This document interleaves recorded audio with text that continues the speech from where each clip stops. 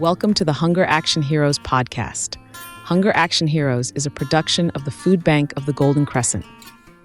The Food Bank of the Golden Crescent was established in 1986 as the Community Food Bank in Victoria, Texas. Our mission is helping heal the hurt of hunger in our 11-county service area: Calhoun, Colorado, DeWitt, Goliad, Gonzales, Jackson, Lavaca, Matagorda, Refugio, Victoria, and Wharton. We passionately advocate for a hunger-free Texas. Your host, Chris Doelle, will bring you a message from our sponsor and get right into the episode. Stick around. The Hunger Action Heroes podcast by the Food Bank of the Golden Crescent is made possible by the generous support of the HEB Hunger Relief Program. HEB Hunger Relief works year-round to fight hunger in Texas and Mexico. Hunger relief has been a key focus for HEB since the first store opened back in 1905. For more than a century now, HEB's commitment and involvement in the communities it serves has been an important part of the way the company does business.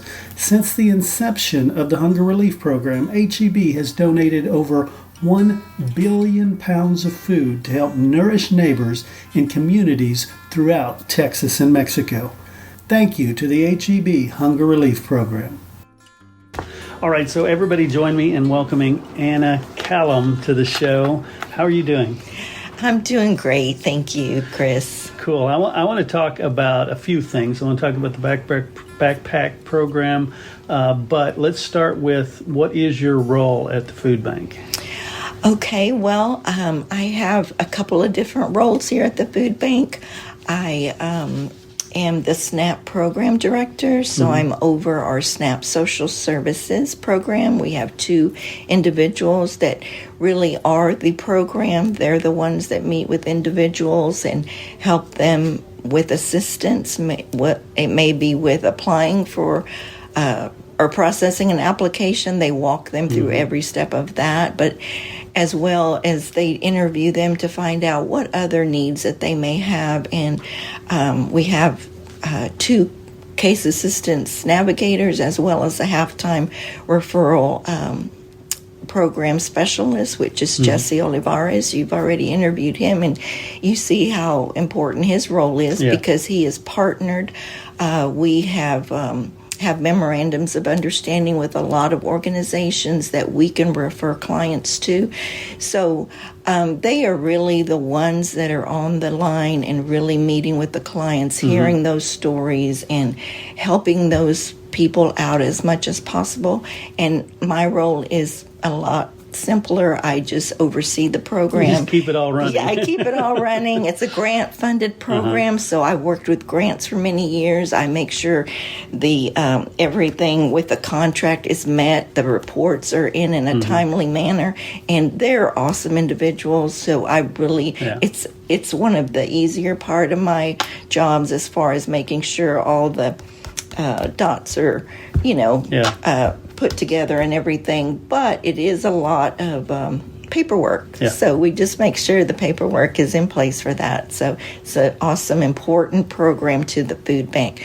That is one of my roles. Another role is I'm executive assistant to our president CEO, Miss Robin. So she may come up with special programs where she needs assistance, and I'm always there to help her out with different things. I help with some of our employee relations, as far as like putting together, our monthly birthday celebration, or if we have a luncheon to put on, or some kind of any kind of our Christmas party or a special project like that. I'm tasked with that. And then, of course, I coordinate our the official name for it is Kids Weekend Meals Program. It used to be the Backpack Program, and more people know about it as far as the Backpack Program because it is a basically a big Ziploc bag with food in it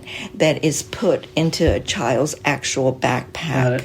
So that's where it did start with the backpack program, but we kind of wanted it. People were thinking, we're funding you buying backpacks. Yeah. But no, it's not that. It's buying food to go into those backpacks. Well, I want to dig into that, but first, let's back up. Where did you grow up, and how did you get involved with the food bank? Okay.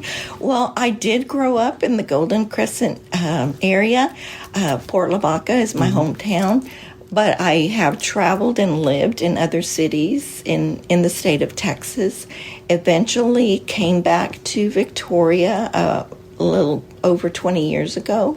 And so, now I'm glad to be back. I was a single mom for 16 years, so I have that in my background, but now I'm currently married and have one son.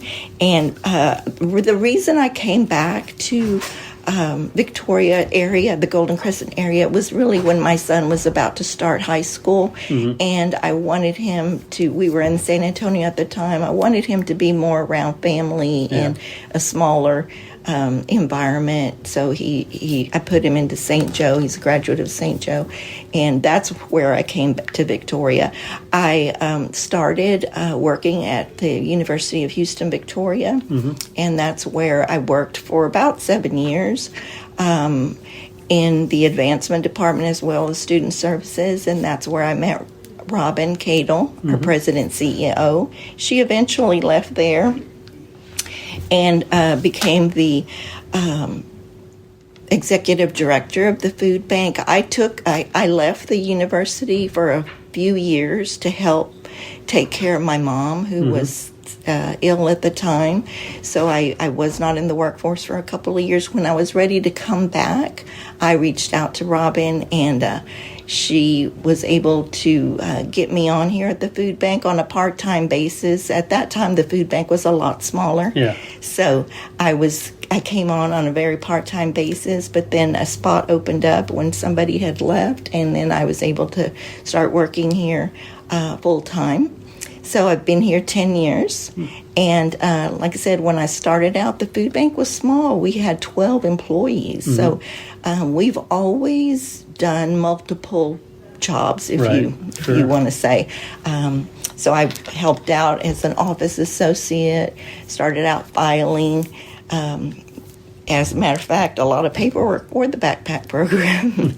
Yeah. And then I also moved to operations associate, which I helped with transforming product into our online ordering system and helping do inventory counts and things like that. And then I eventually moved into the backpack program. So I've done a few different jobs. I worked at the front desk for a little while. This was before we had our awesome customer service specialist, Jared. He was at the food bank, but in another role. Right. So, I've seen a lot of changes, but I didn't know. I have to say, I didn't really know what a food bank was, honestly. Yeah. I don't think a lot of people do still. Yes. Yeah. And, even as a single mom, I never even knew about a food bank. Yeah. I never knew I could reach out to find assistance with food. I guess I was a very prideful person. Sure. And I did not ever really share my struggles or anything like that. So I never knew until I came to work at the food bank. And then I was amazed. You just hear the word food bank, you think, oh, it's just, there's a lot of food there, and you just go and get food, and a lot of people think that. They think maybe we're like an HEB or something like that, but the food is free. But there's so much more to it, as you've found out doing these podcasts with us. Yeah, it's been a great education. Right, it has. And I know Miss Robin always talks about, the reason she came here was because she felt that story wasn't told. Right. And people didn't know. She didn't know either. And so that has been a lot of her focus, educating the community. Yeah.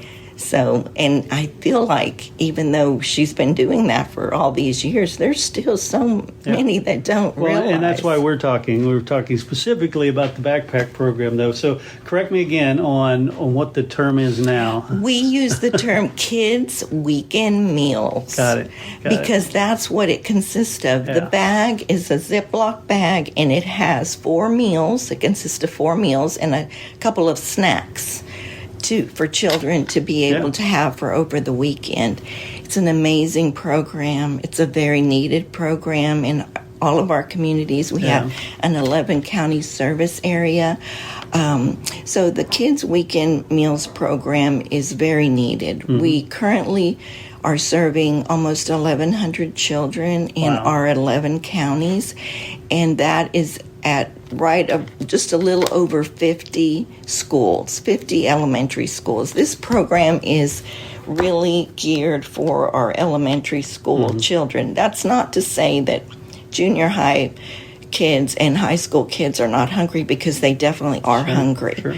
But their hunger is greater, and so whenever I get approached by a junior high school or a high school that would like the program, I would always refer them to our website, to our list of pantries, so that they can give those resources or point those resources out to the parents, because the family is going to benefit more by going to our mobile food distribution, getting a family food box. It's more food. It's a way for those students to be served. But we focus on the elementary school children. And, you know, I've been part of the program, like I said, for many, many years, and I've seen the need just increase. What I do is I get to coordinate the program one-on-one with each individual elementary school. I work with them to sign an agreement with the food bank that they're going to administer the program following the guidelines that we have in place through Feeding America, which means that the food is handled in a safe and discreet manner. And so they agree to a monitor and visit at least once every 2 years. They agree to distribute these food bags to the children on a weekly basis, preferably on a Friday. Unless the school is on a holiday or they don't have school on Friday, then they can administer it on Thursday. So I work with those people. I get to hear the stories that they report to me on a monthly basis through a monthly report, and I get to hear about how the children just have a smile on their face when they receive that food. A lot of times when the school year starts, there are children that approach them and say, do I get to get the food again this year? I mean, they're looking forward to it. They've been a part of the program for over a year, many years maybe, because I work with them to try to determine the children that are most vulnerable for food insecurity. Yeah, a lot of people don't realize that a lot of these kids are on free lunches, free breakfasts, things like that, and they have no food on the weekends. So that's really the reason for it. Exactly. They are counting on a free lunch, a free breakfast at school. And so on the weekend, that's not available. And in the summertime, that's not available. On holidays, it's not available. So, yes, we do just really what we can to help them out on the weekends. But, we can only help so many children, but we are happy to help the ones that we can. And does the program change at all during the summer, or is it still just geared towards the weekends? Well, we actually don't administer this program during the summer. In years past, it depends. If we had the funding, if we had a sponsor, I have worked here when we have had a sponsor for the summer, and then we have administered the program at a few select areas. But unfortunately, our funding is mostly geared towards the school year. Got it. Yeah. Okay. cool. And so let's talk about that funding, because you say when you have a sponsor or somebody to fund it, you're able to do more. How do you get it? I mean, obviously you mentioned the grant, but talk about other funding sources. Yes, well, we do have limited grant funding. We do, for instance, in Victoria, we do get through the City of Victoria, we are part of the CDBG grant. That is something we can apply for every year. And there's specific paperwork and requirements that have to be met for that. It's limited funding. We have to apply for it every year, and we have to compete with other organizations for that funding. Our funding is geared towards the Kids Weekend Meals program, so it's hunger in children, but that particular grant is available for other areas of help with other organizations. So like I said, it's competitive. We also apply for funding through United Ways, which could be here in the Crossroads area as well as Calhoun County United Way. We used to have some funding through Matagorda County United Way. We try to reach out as much as we can. Again, that is limited funding. We have to apply for it every year. We have to go through an interview process and kind of, speak about the program and push our program. So those are all very limited funding sources. Most of the funding will come from private organizations or foundations. We do reach out to different foundations, different, maybe oil companies or chemical plants and things like that do have a desire to fund some programs like that. So we have a grant director, and Miss Robin, she's comes from a fundraising background, so she'll reach out a lot of times to different organizations like that. So if we had more funding, we would be able to provide the program to a whole lot more children. And it's very needed. So I constantly get schools reaching out to me, because what I do is at the beginning of the year, when I send out that agreement, I also, Miss Robin and I will work to spread out our allocations over the 11 counties. We see which counties we have funding in, how much we can fund. I reach out to the schools, let them know you can have X amount of children on the program. It may be you can have 40 children at this particular elementary school. Another elementary school, it may be you can have 20 children. But think about it. An elementary school, one of the ones that I spoke with this year, has 600 students. And maybe we're supplying 20, 30, 40 children on the program. That's, it's very hard for them to have to determine which children are the most vulnerable to offer that program to. It breaks my heart that we cannot offer it to more children. Yeah, Sorry. Definitely. But this program is so near and dear to my heart. I apologize for getting emotional. No, never. And so when you talk about the schools, you say you get approached by schools, and gosh, that seems to be the hardest part, is how you would determine which schools get it. I understand they determine which students get it, but how do you determine that? Well, what we do is we go ahead and offer the program to each and every elementary school in our service area. And it may be limited. One school may only have 10 children they can put on the program. One school may have up to 50, 60 children, depending. We serve a multitude of different size elementary schools. Is it by size or is it by demographics? Yes, we go by size and demographics. We see what the insecurity rates are in the areas, and we determine the funding that way. Now, if we do have more funding in one county, of course, there's more children that are available. And it's not that there isn't need in certain areas. There's need in all of the areas, but we unfortunately have to limit what we can.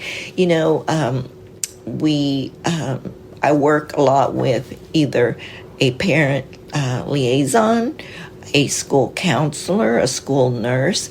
Each school determines who will be our partner Right. to administer the program as far as getting paperwork back to us and that. So they're the ones that say, oh, gosh, last year we could have really served more children. The need is great here. Is there any way you can add more children?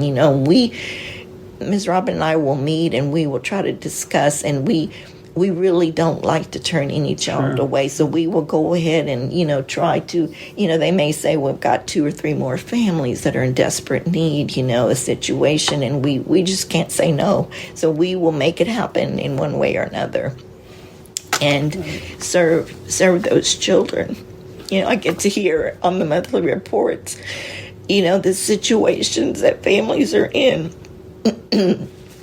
A parent may have lost a job, a family may have gone through some kind of issue, like maybe a fire or losing their home or having to be doubled up with other family members or, having to be doubled up with a family friend and things like that. Those stories are heartbreaking. Sure.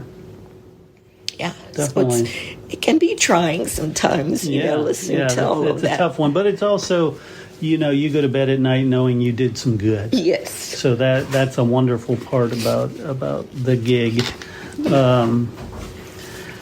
Wow, heavy. It is heavy. It is heavy. But you know what? I will have to say that the mission of the food bank is awesome, helping heal the hurt of hunger. And I personally translate that to Scripture. I feel like my job is more of a ministry. I translate to Scripture, especially I use the Scripture, Isaiah 58:10, feed the hungry and help those in need. And then your light will shine through the darkness, and the darkness will be bright as noon. I have that scripture on my office. I had that put in when we moved here because it's a daily reminder that, we're doing God's work.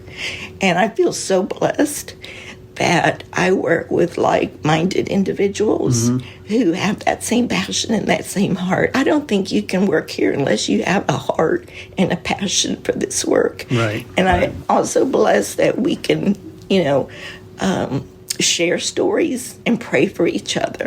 I love that part of my job. Definitely. And if somebody listening to this is moved and they have the wherewithal to help with funding or connect you, what should they do? How can they get involved? They should definitely contact me if they are looking to help with the Kids Weekend Meals program. And always, Robin Cato is available. She puts her cell phone out there. She's always available. And either one of us would be happy to speak to someone. If it's a specific area they would like to fund, a specific county. We do have some funders that want to specifically fund Jackson County, Matagorda County, or whatever county. We can give them more information, and we would be happy to meet with them and just kind of give them the better picture. But we're always looking for funding. They can go to our website. There's information on there, and we would welcome them to contact us. Excellent. Anna, I want to thank you so much for sitting down with me, sharing your story, your passion, and all the amazing work you do. Thank you so much. It was a pleasure speaking with you. Thank you.